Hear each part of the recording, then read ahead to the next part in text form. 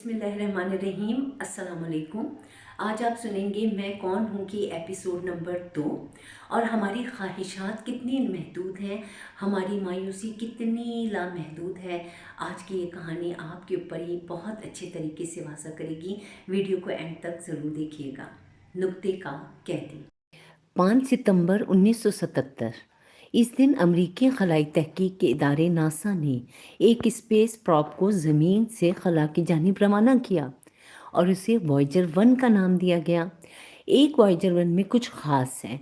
एक वॉयेजर पिछले 44 बरस से मुसलसल हालत सफ़र में है और उम्मीद है कि मज़ीद कई दहाइयाँ भी ये अपना सफ़र जारी रखेगा।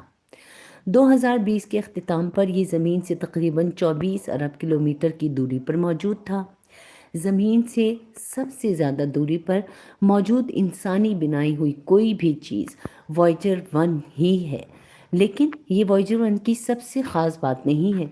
जो चीज़ वॉयेजर 1 को दूसरे किसी भी मिशन यानी स्पेस मिशन से मुमताज़ कर देती है वो है नीला मध्यम नुक्ता। तो सुनते हैं 14 फरवरी 1990। इस दिन इंसानियत की मालूम तारीख़ का एक बहुत अहम और बहुत ही ख़ास वाक़या रोनुमा हुआ था। इस वाक़े की अहमियत के बरक्स बहुत कम लोग हैं कि जो इस अनहोनी के होने से वाकिफ़ होंगे। इस जज्बात और एहसासात से बोझल इस दिन वॉयेजर 1 ने निज़ाम शमसी को हमेशा हमेशा के लिए छोड़ देने से पहले एक आखिरी बार अपने घर ज़मीन की जानिब देखा था। अपने घर की जानिब देखते हुए इसकी सांसें बोझल थीं। वो अपने घर से बहुत दूर पहुंच चुका था। इसके और इसके घर के बीच 6 अरब किलोमीटर का ख़त्म ना होने वाला फासला मौजूद था। इसे अपने घर की याद सता रही थी, मगर वो बेबस था। अगरचे वो घर वापस नहीं आ सकता था, मगर निज़ाम शमसी को अलविदा कहने से पहले इसने अपने घर की एक आखिरी तस्वीर को अपनी पुरनम आँखों में महफूज कर लिया था। वॉयेजर 1 ने ज़मीन की इस आखिरी झलक को, इस आखिरी याद को ना सिर्फ हमेशा हमेशा के लिए अपने पास महफूज कर लिया, बल्कि मोहब्बत के इस ताज महल को ज़मीन पर भी इरसाल कर दिया था। वॉयेजर 1 की जानिब से इंसानियत को भेजी जाने वाली ज़मीन की इस तस्वीर को, जो पेल ब्लू डॉट का नाम दिया जाता है, ज़मीन की इस ख़ास तस्वीर की ख़ासुल ख़ास बात यह है कि इस पूरी तस्वीर में आपको ज़मीन कहीं भी दिखाई नहीं देगी। बहुत कोशिश करने से, बहुत मेहनत के बाद जो चीज़ आप ढूंढने में कामयाब हो सकेंगे वो होगा एक नुक्ता। एक बिल्कुल छोटा सा, नज़र भी न आने वाला एक मध्यम नीला नुक्ता। ये नुक्ता, ये डॉट, ये ज़मीन है और बस यही ज़मीन है। 7.8 अरब इंसान अपनी अपनी लामहदूद ख्वाहिशात के साथ इसी एक नुक्ते की कैद में हैं। और 14 अगस्त 1947 के बाद अगर कोई तारीख़ मुझे याद रह जाती है तो वो 14 फरवरी 1990 ही है।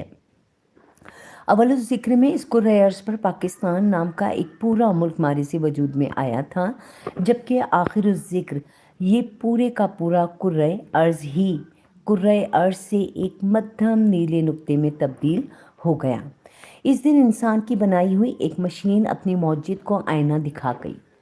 कुएं का मेंढक तो खैर इंसान हमेशा से ही था, मगर इस तारीख़ी दिन ये कुएं का मेंढक कुएं से फिसल कर नुक्ते की कैद में चला गया। ज़मीन जायदाद के लड़ाई झगड़ों में आज तक लाखों नहीं करोड़ों इंसान कत्ल किए जा चुके होंगे।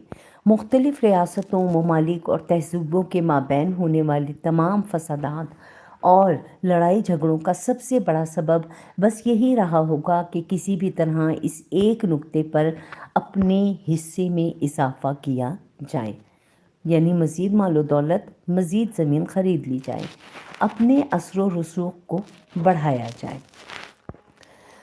आए दिन किसी न किसी बहुत बड़ी हाउसिंग सोसाइटी का इफ्तिताह होता है।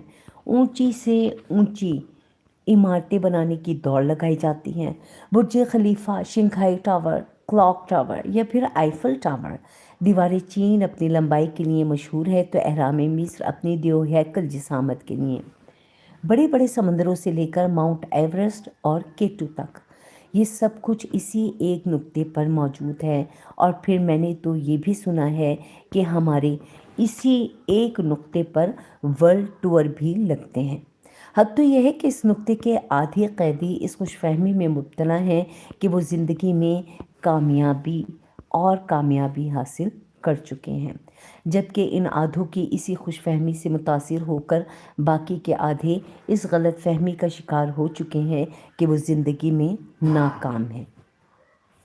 एक ही नुक्ते के कैद में रहते हुए कामयाबी और नाकामी का ये तसव्वुर थोड़ा अजीब नहीं लगता?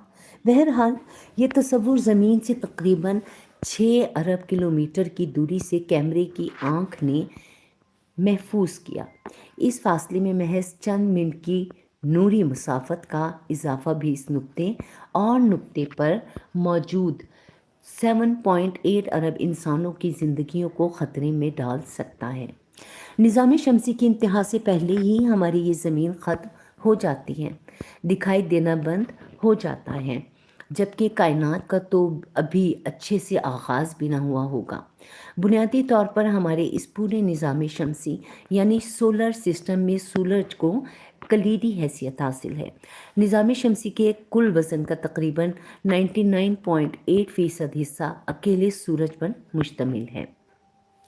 ये हमारा अपना ये दिन को नज़र आने वाला सूरज इतना बड़ा है कि हमारी ज़मीन जैसी 13 लाख ज़मीनें इसके अंदर समा सकती हैं। हमारी ज़मीन और ज़मीन ही की तरह के 7 मज़ीद सैयारे सूरज के गिर्द मुसलसल गर्दिश कर रहे हैं, जबकि प्लूटो और सूरज का रिश्ता कुछ मशकूक है।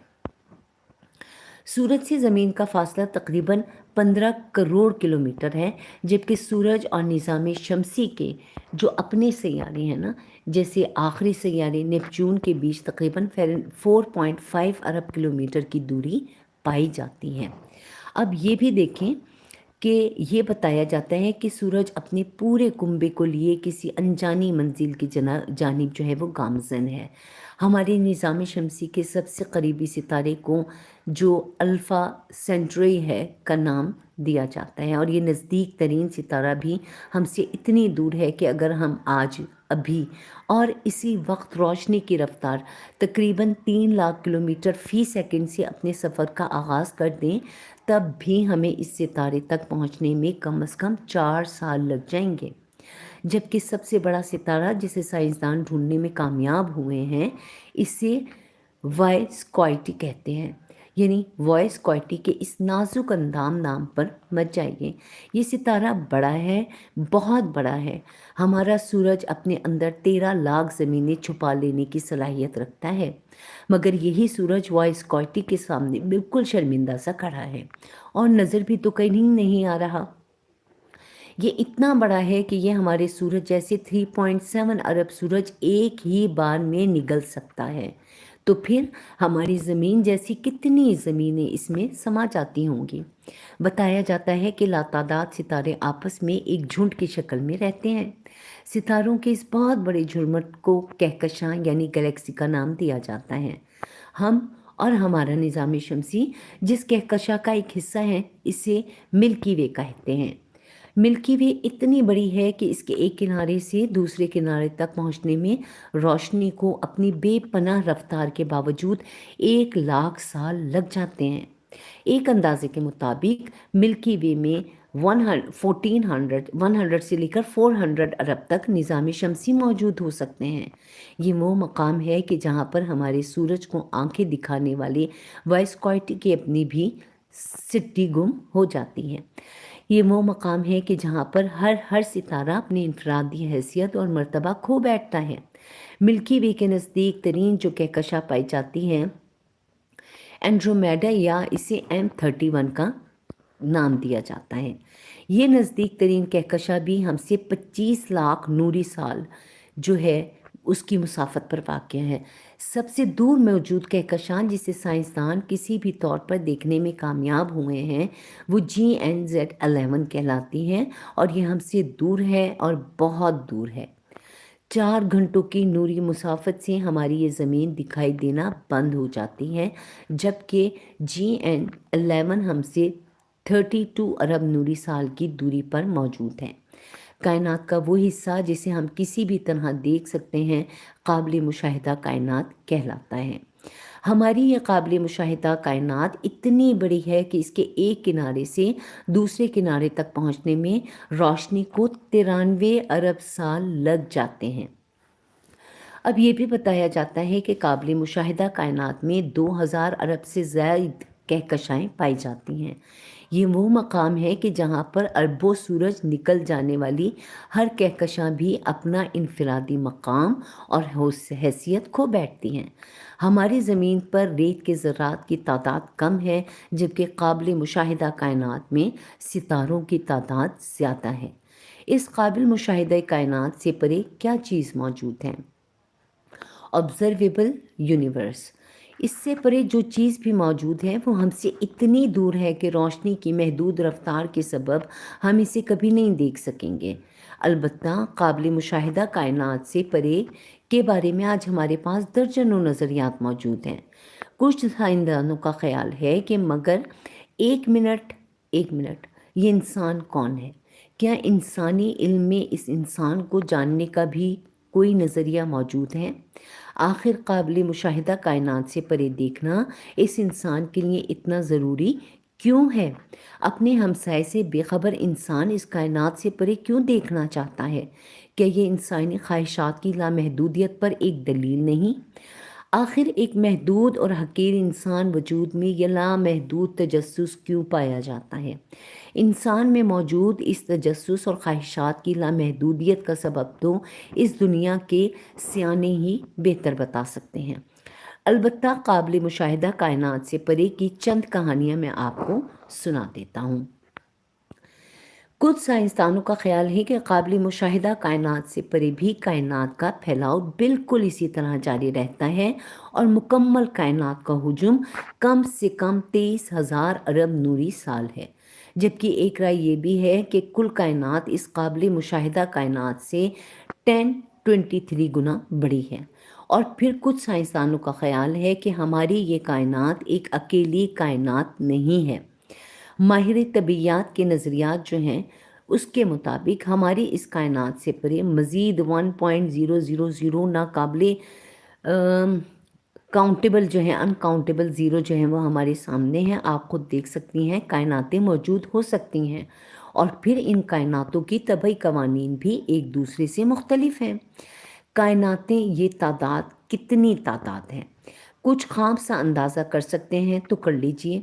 ये चलें मैं आपकी थोड़ी सी मदद कर देती हूँ। एक के बाद अगर 6 सिफर लगाए जाएं तो मिलियन बनता है, 9 सिफर लगाए जाएं तो बिलियन बनता है और अगर एक के बाद 12 सिफर लगा दिए जाएं तो ट्रिलियन बनता है। अब अगर हम एक के बाद 12 सिफर नहीं बल्कि ट्रिलियन सिफर लगा दें तो फिर क्या चीज़ बनेगी? बस ये जो भी चीज़ बनेगी इतनी ही कुल कायनातों की तादाद हो सकती है। हमारी ज़मीन पर रेत के ज़रात की तादाद 10/18 है। काबिल मुशाहिदा कायनात में कुल सितारों की तादाद जो है वो 10 to 21 है। जबकि गत एलन और लैंड्राइन एंड्रे के नज़रियात के मुताबिक कुल कायनातों के तादाद जो है वो ट्रिलियन से भी बढ़कर हो सकती है। यानी इस ज़मीन पर मौजूद रेत के हर एक ज़र्रे के बदले में अगर एक पूरी कायनात को ही इस अदद में से तफरीक कर दिया जाए तब भी इस अदद में से महज 18 सिफर कम होंगे। अब अंदाज़ा लगाइए सिफर फिर भी बिल्कुल वैसे के वैसे ही मौजूद रहेंगे। अलबत्ता ये एक बात यकीनी है कि एक के बाद ट्रिलियन सिफर लगा देने से जो भी अदद हासिल होगा वो महदूद होगा। लामहदूद ना सिर्फ इस अदद से बड़ा होगा बल्कि लामहदूद तौर पर बड़ा होगा। एक राय ये भी है कि हमारी कायनात से परेज कायनात जैसी मज़ीद लामहदूद कायनातें पाई जाती हैं और फिर इनमें से हर एक कायनात अपनी जगह भी लामहदूद है। यानी हब लामहदूद ज़रब लामहदूद हासिल फिर से लामहदूद। शायद ये वो मकाम है कि जहाँ पर 93 अरब नूरी सालों पर मुहीत ये काबिल मुशाहिदा कायनात भी محض ایک ذرے کی حیثیت اختیار کر جائے گی۔ ہر ایک کائنات بھی اپنا انفرادی ہر ایک کائنات بھی اپنا انفرادی مقام اور مرتبہ کھو بیٹھے گی۔ تو پھر ایک ذرے جیسی کائنات میں ایک نظر بھی نہ آنے والی کہکشاں کے ایک چھوٹے سے نظام شمسی کی ایک نقطے جیسی زمین پر موجود انسان کون ہے اور میں کون ہوں؟ شاید کچھ بھی نہیں، کچھ بھی تو نہیں، مگر ایک منٹ، اب ایک کام اور بھی کرتے ہیں۔ کسی گرد آلود سطح پر اپنے ہاتھ کی انگلیوں سے ایک لکیر کھینچیں۔ اس عمل کے نتیجے میں آپ کی فنگر ٹپ پر خاک کے بہت سارے ذرات چپک جائیں گے۔ یہ ذرات اتنے چھوٹے اور ایسے باریک ہوں گے کہ انفرادی طور پر کسی ایک ذرے کو دیکھنا بہت مشکل ہوگا، مگر آپ تھوڑی کوشش کیجیے اور کسی ایک ذرے کا انتخاب کر کے اسے باقی ذرات سے الگ کر لیجئے۔ اس وقت آپ کے فنگر ٹپ پر موجود یہ بالکل حقیر نظر بھی نہ آنے والا خاک کا ذرہ شاید بہت اعلیٰ ظرف ہے۔ یہ خاک کا ذرہ اپنے اندر ایک پوری کائنات چھپائے بیٹھا ہے، لیکن پھر بھی اس کی عاجزی کا عالم یہ ہے کہ آپ کی ایک ذرا سی پھونک سے یہ ہوا میں ہوا ہو جائے گا۔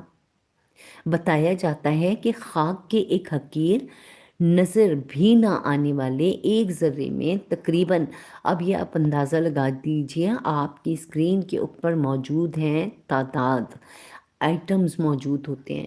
ان میں سے ہر ایک آئٹم میں ایک نیوکلیس ہوتا ہے اور ہر نیوکلیس میں پروٹون اور نیوٹرون ہوتے ہیں، جبکہ نیوکلیس کے گرد مختلف تعداد میں الیکٹرونز بھی گردش کرتے رہتے ہیں، تقریباً کسی نظام شمسی کی مانند۔